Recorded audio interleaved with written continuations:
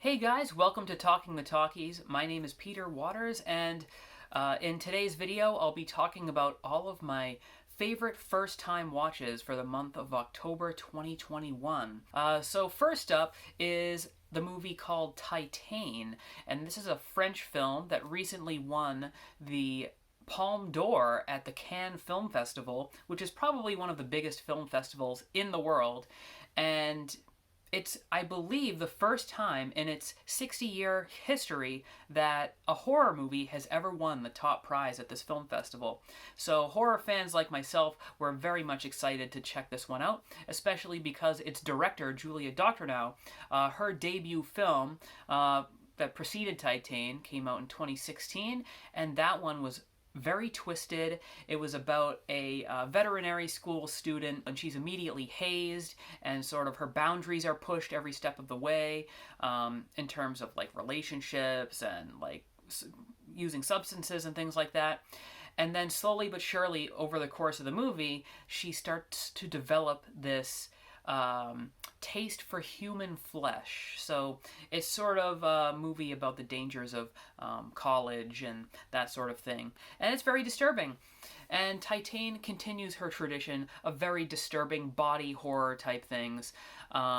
In Titane, without giving too much away, because there's a lot of twists and turns in this movie, pretty much the premise is we follow this woman named Alex, who, as a girl, she's in a car accident, and she has a metal plate fitted into her head. And as a result of that, let's just say that her brain goes through certain extreme changes, and now she also has this unhealthy obsession with cars. And that's about where I can, as much as I can give away without really spoiling anything. But if you want something that's legitimately something that will get under your skin, I highly recommend the French film Titane. Alright, next up is another movie that came out this year. This is a Marvel movie and a sequel called Venom, Let There Be Carnage. And this is the sequel to the 2018 Marvel film Venom that starred Tom Hardy as Eddie Brock, who one day he's this journalist, and then there is this alien creature that sort of merges with him, and it's sort of like now he is a Jekyll and Hyde type person, and there's this evil alien that's sort of lurking right in his body, talking to him, who's always wanting to eat people, and and then the Tom Hardy character, he's constantly wrestling with, the man versus the monster inside. And I thought it was a really fun movie. It didn't shy away from humor, and it sort of came across almost like this weird bromance or this odd couple type story where you have Eddie constantly arguing with the alien, and he's like, no, bad alien, when he like does bad things. And it was like kind of like this perfect like anti-hero type story. And Let There Be Carnage just kind of, I think, doubles down on the comedy aspect of it that I thought worked so well in the first movie. Even though it's this sort of very scary looking monster and there's big action set pieces, at the end of the day it really is kind of Marvel's version of a bromance movie, and I really appreciated that for what it is. And also just Venom looks so cool. The special effects are very good. If I have any complaints about it, it's maybe that Carnage, the villain, played by Woody Harrelson, maybe isn't the greatest villain. He's pretty straightforward. He's out for revenge, and he kind of is pulling off this natural born killers type storyline where him and his girlfriend are escaping. It's just okay, the villain, but really it's at the heart of the film is this central relationship between the man and the monster inside, and I really appreciated the comedy and the humor of it. Alright, next up is a movie from 1989. This is called Beyond the Door 3. Now, the thing is, there is a Beyond the Door 1 and 2, but this has nothing to do with the first two. So if you haven't seen the other ones, it doesn't matter. This is a standalone sequel. In fact, sometimes it goes by the title Death Train. This is a movie about a group of backpackers in Europe, and what do you know, they become trapped by this cult out in the woods. And the cult is kind of funny. In Monty Python and the Holy Grail fashion, they start clicking rocks together, sort of like the coconuts in that movie. And the way they try to escape is through this train. And the movie shifts from sort of this in the woods cult attack movie into a runaway train movie. And little do they know that it's a demon train. It's a haunted train. So there's all kinds of surprises on it as this train is barreling through the countryside. And even though this is a super low budget B movie that I'm assuming went direct to video, and there's some bad Italian movie dubbing in it, I kind of low-key loved this movie. The gore in it is really good. Just the premise is just inherently exciting. There's just something about a runaway train movie. Even in the early days of silent film, you had movies like Buster Keaton's The General, all the way to today, like with Tony Scott's Unstoppable. There's just something about a train on the run that is so thrilling to watch. And in this case, you have the horror elements to it, and the bad acting that you can laugh at, and the random non sequiturs all throughout, because it's an Italian horror movie, and you have to have random moments that make no sense. This is just a joy to watch for any B-movie fan. It's definitely a hidden gem, and don't be discouraged from checking it out if you haven't seen the first Beyond the Doors, because I haven't seen the first Beyond the Doors, so it doesn't matter. It's a standalone sequel. Alright, next up I want to talk a little bit about a festival that I managed to go to. Towards the middle of October, I went to the Salem Horror Fest, which is held in Salem, Massachusetts. And so if you've never been to a film festival, why I love them so much is that they'll show movies, but a lot of the times afterwards you'll have Q&As with the actual filmmakers who made the movies. And most of the times, because they're very low-budget movies, it really does give you a new appreciation for how much work and effort goes into these things when you hear from the creators themselves. So I saw a total of 8 movies, like feature-length movies, and 7 short films. So I'm just going to go through my top 3 things that I saw in the festival. There were a lot more things to watch there, but you know, I only had a limited time in my schedule, so I feel like I maxed out as much as I could possibly watch at the festival. So here are my top 3 in not really any particular order. The first up is a short film called Don't Text Back, and that one was kind of a fun comedy short about a girl who goes in to see a psychic because she is wearing a necklace that is haunted. And every time that she doesn't respond to her dating app match, the necklace gets tighter. So basically some jerk she met online put a curse on her. And it's kind of this silly comedy thing. The next one I really enjoyed watching was a documentary called The Quiet Revolution. And this one was about Canadian horror and the history of how sort of in the 80s era, a lot of Canadian filmmakers got tax breaks by making movies there, and that's sort of when you see the rise of like David Cronenberg and other sort of horror icons rising thanks to this sort of loophole in the Canadian tax code to make these movies. So yeah, if you're into like the history of horror, it's definitely an interesting watch. And finally, the last movie I'm going to talk about is one called Alone with You, and this is one where the filmmakers were there to do a Q&A afterwards.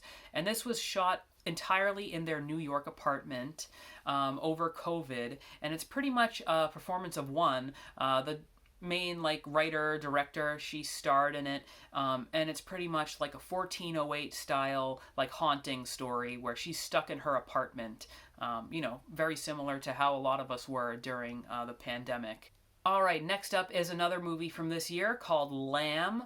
And this one is from the art house Studio A24 that makes a lot of sort of slow-moving, artsy horror films out there, like The Witch or Midsummer. And Lamb is another movie like Titane that I don't want to say too much about because it could spoil major things. In fact, I would recommend not even watching the trailer for this movie because it sort of gives away the main twist in the film.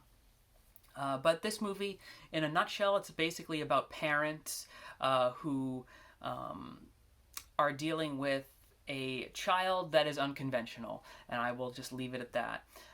It's a very interesting horror film that maybe is a little bit slower paced than your average movie, but I thought it was very thought-provoking and goes in this sort of twisted semi-science fiction direction, and also sort of like a mythological direction. So Lamb, I definitely recommend that. I would go in blind, though. I wouldn't even look at a trailer.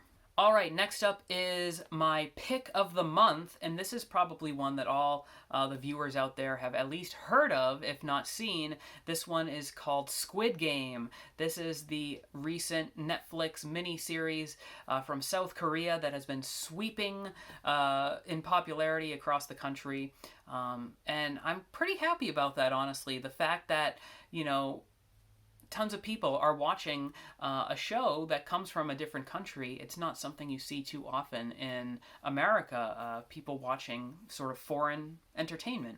And Squid Game is basically a more extreme version of the Hunger Games, to put it simply. It's sort of like Hunger Games meets Saw.